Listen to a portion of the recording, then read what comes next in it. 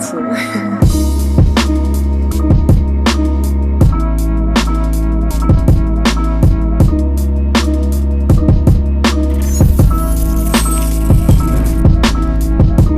Alright guys, finally the weekend. I am loaded, ready to go to Chris's. Fuel system parts for the 08 are in. I will show you guys those Sunday. Install to come at a later date, but let's get this video started. You guys have seen the trip to his place a million times, so I am going to fast forward right to there. Back at Chris's. That was a quick 2-hour trip. So we are at Chris's now. I'm gonna go over the motor specs quick so you know what he is going to be running roughly. He's already started to assemble most of the short block. He's already got the starter, the motor mounts, the ECM, the bottom CP3 on, timing covers on, most of the front pulleys are on, crank dampeners on. All right, so quick specs on this motor. It is a Black's diesel 6.4 motor. No, it's not a 6.7. I explained what a 6.4 motor is in a previous video, so if you don't know what a 6.4 Cummins is, check that video out. It's basically a D-stroked 6.7 motor, standard bore.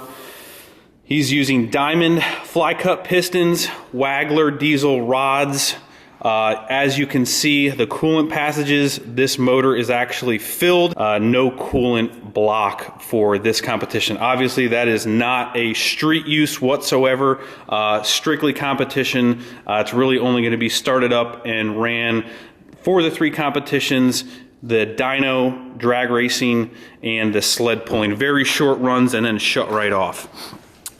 This is a System 1 oil filter. We're not going to take it apart, but there is a whole bunch of screens and medias inside this that can actually be cleaned and reused as opposed to a new oil filter every time. So most of all the accessories are on the front cover. You can tell the CP3 is already bolted up. The crank dampeners here. Chris doesn't obviously run air conditioning. And obviously seeing that it is a filled block, will not be using a water pump. So block off plate there. We still have to assemble some of the top end. So you can see in the engine block itself, there are grooves cut in the block. The head also has these grooves cut in it. Chris is going to be utilizing a head gasket that uses fire rings to seal together. Just a quick head stud install tip if you are doing these. What you really want to do before you put the head stud down in the bore is make sure you run a vacuum down there and clean any oil or anything that might be down there. You're going to want to screw these in hand tight and then back them off about a quarter turn. You do not want them all the way snug when you go to tighten that nut. The washers here, the compound that they give you, you actually want to coat both sides of this washer before you put it down. That lubricant that they give you is actually for these washers and the back side of this head. So when you are torquing it down, the surfaces do not bind and give you like a false reading on your torque wrench. You really want them to be able to be moved freely and get a true reading on your torque wrench. All right, so what we're doing now is attaching Chris's side draft manifold to the side of his cylinder head. If you're familiar with like a stock head, this is all cast as one piece. So basically what they do is they cut that off, drill and tap the side of the head, and then it actually bolts to the side. So that's what we're doing now. We're gonna clean up both surfaces, bolt that down, and get that ready to go.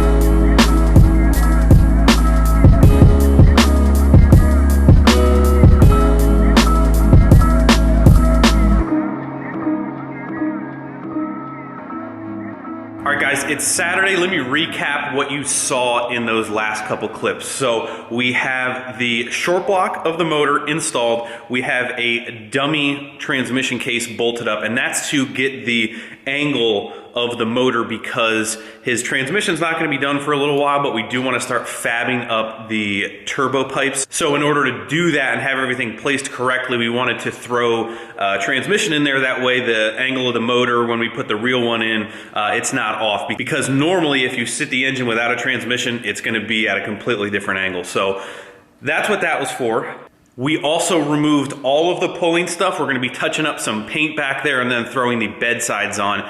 Chris actually just has gutted bed sides. That's it. There's no bed floor, there's no tailgate, there's no nothing. It's not really bed at all. It's really just these bed sides. I'll show them to you. So these are pretty much it. As you can see, they're really just the outside skins, and then they rest pretty much right on these supports and then tie in down here as well. So we're gonna be touching up the paint really quick today, throwing those bed sides back on. Like I said, all the pulling stuff is removed. We're gonna put the shocks back on.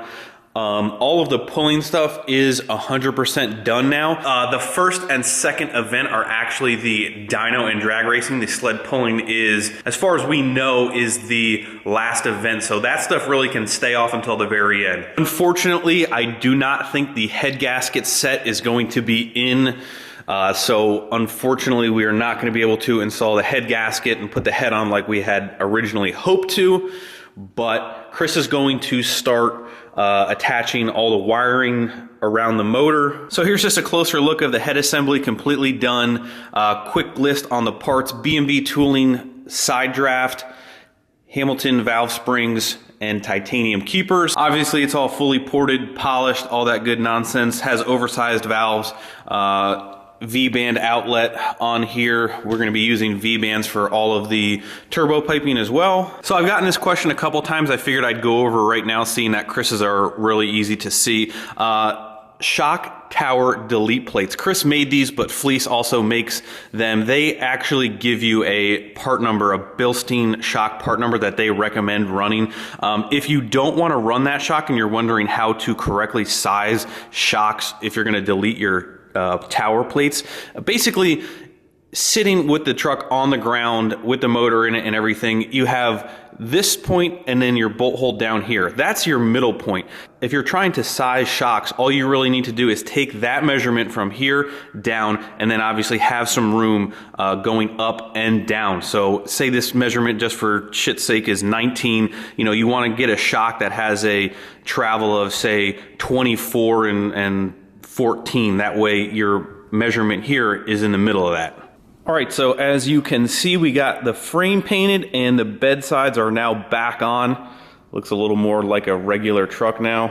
Here's basically where we're leaving off with the motor, seeing that we don't have the head gasket set. Like I mentioned before, we can't really get the head completely on. Chris spent a little bit of time starting to do some of the wiring.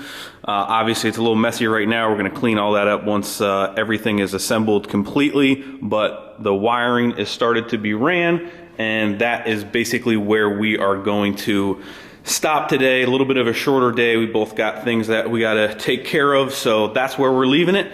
Next time you will see this, we'll go over a little more of the motor stuff specifically, throwing the head on, things like that.